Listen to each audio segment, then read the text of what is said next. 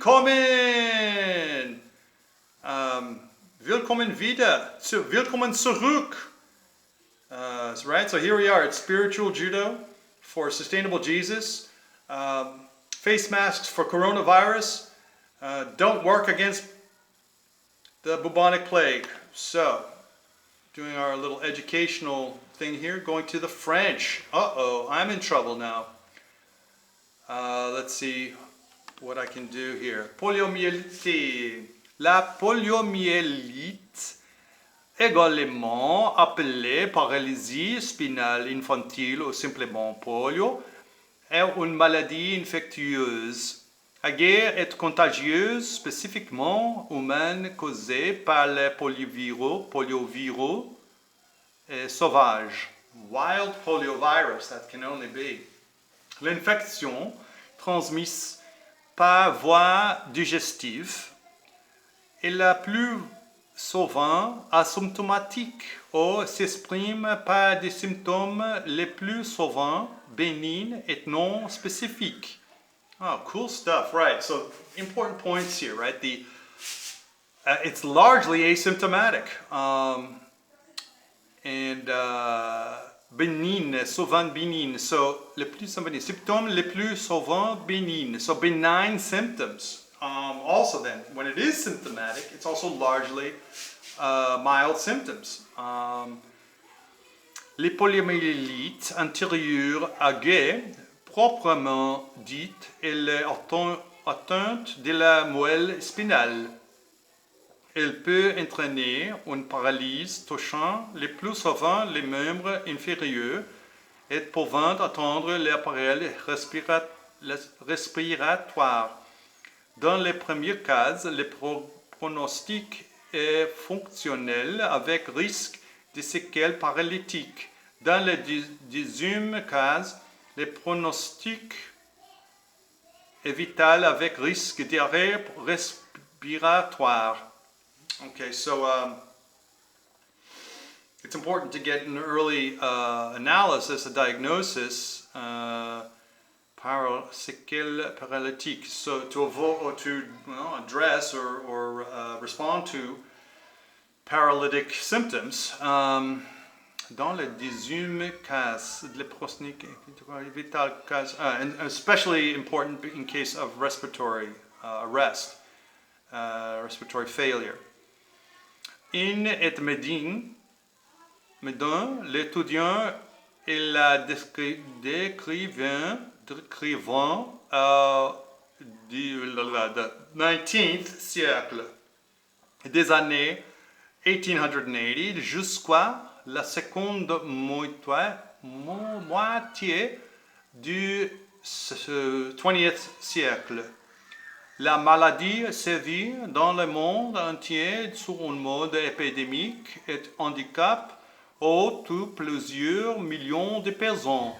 Les progrès de l'hygiène et surtout la vaccination font considérablement reculer son incidence. Les travaux de Salk et de Sabine dans les années 1950 menant à la création de 2 vaccins efficaces permettant ainsi de combattre la maladie. Depuis 1988, l'éradication de la poliomyélite fait l'objet d'une initiative mondiale sous l'égide de l'OMS, de l'UNICEF et de Rotary International. Ce programme y a ainsi permis de faire passer l'incidence annuelle de 350,000 cas in 1988 à 74 cas in 2015 et 37 cas in 2016, avec une maladie qui reste endémique dans 3 pays, le Nigeria, le Pakistan et l'Afghanistan. All right, well, we haven't even made 5 minutes yet, so let's see if I can go down just to It's a causal agent, physiopathology. All right, physiopathologie. Physiopathologie de l'Antiquité. Oh, this is even more fun. Love the history. C'est une gravure de l'Égypte antique représentant des personnages handicap moteur avec certaines caractéristiques de la poliomyélite. Poliomyélite, adulte ou membre amyotrophie, enfant marchant à l'aide de cannes. Et des égyptologues anglais ont, dans l'année 1960, reconnu des traces de poliomyélite sur un squelette datant du 3401 BCE.